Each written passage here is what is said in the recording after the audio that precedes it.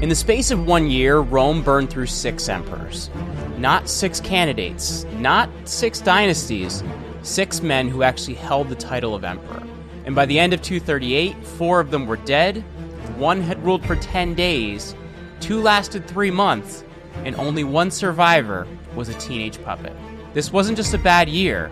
This was the moment when Rome discovered a terrifying truth. Once an army learns it can make and unmake emperors, the empire belongs to whoever holds the swords, not the laws.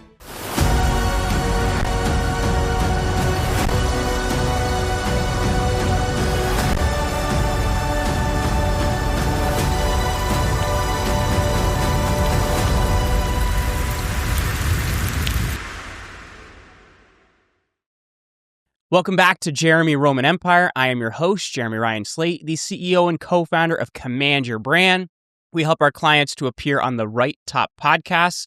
You can grab our free brand authority analysis over at commandyourbrand.com/analysis.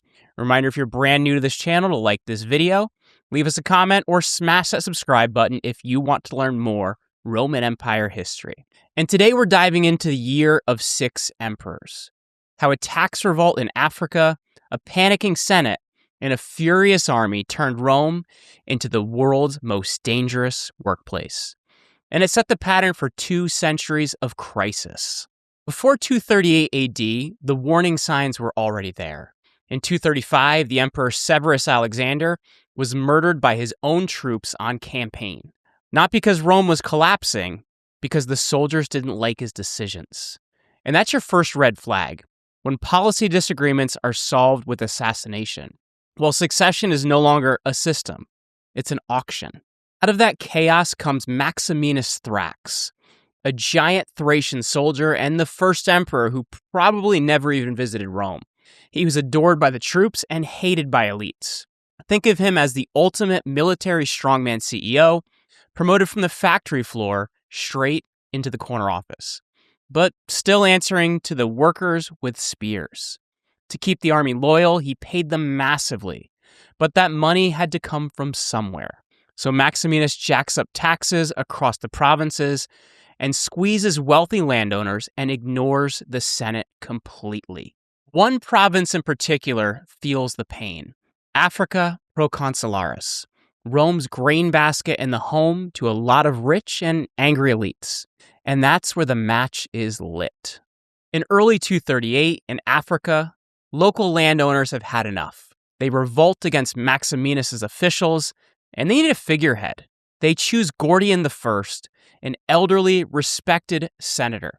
He doesn't exactly rush to the throne, but they push him to accept the purple. And he brings in his son, Gordian II, as co-emperor. 2 Gordians, 2 emperors, and still just 1 empire. For now. The news hits Rome, and the Senate sees a chance. They hate Maximinus. He's a barbarian outsider, he ignores them, and he's lived with the army on the frontier. So the Senate does something incredibly risky. They officially recognize Gordian I and II and declare Maximinus a public enemy. That's effectively saying the army's emperor is illegal. Our emperors are the real ones. There's one tiny problem. The Gordians have no strong army. A neighboring governor in Numidia stays loyal to Maximinus and brings in Legio III Augusta. And in a single brutal battle, Gordian II is killed. When the news reaches Gordian I, surrounded with no real hope of victory, he commits suicide. The Senate's chosen emperors last about 20 days. Rome has now publicly defied the reigning emperor, and their alternative has just vanished. The Senate is in a panic. They can't crawl back to Maximinus because they've already declared him an enemy of the state. So they pick 2 more emperors. Pompeianus, he's an experienced general, tough and capable. And Balbinus, an aristocrat and more Senate-friendly.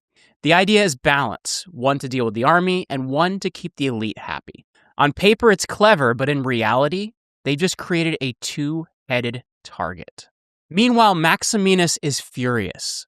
He marches his army from the Danube towards Italy, intending to crush Rome and the Senate once and for all. But on the way, his campaign stalls.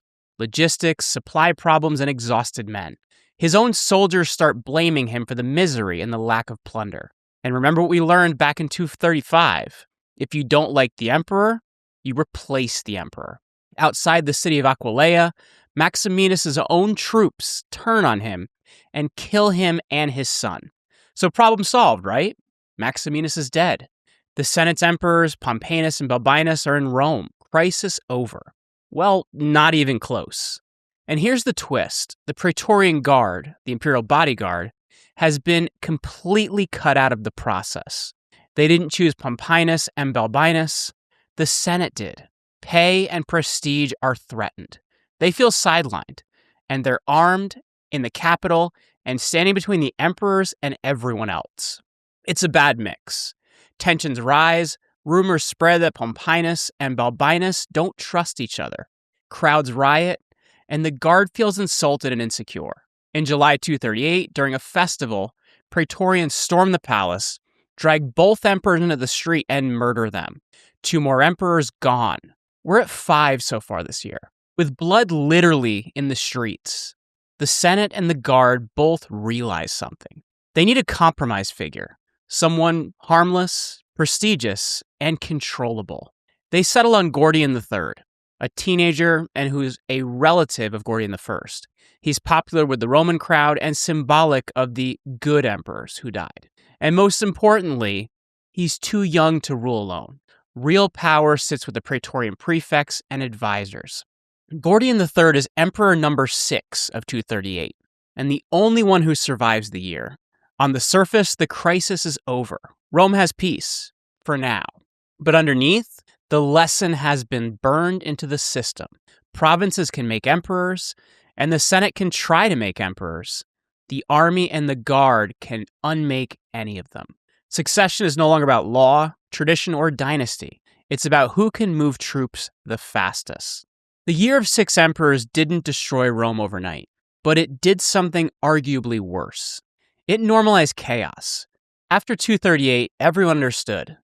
Being emperor was a temporary contract.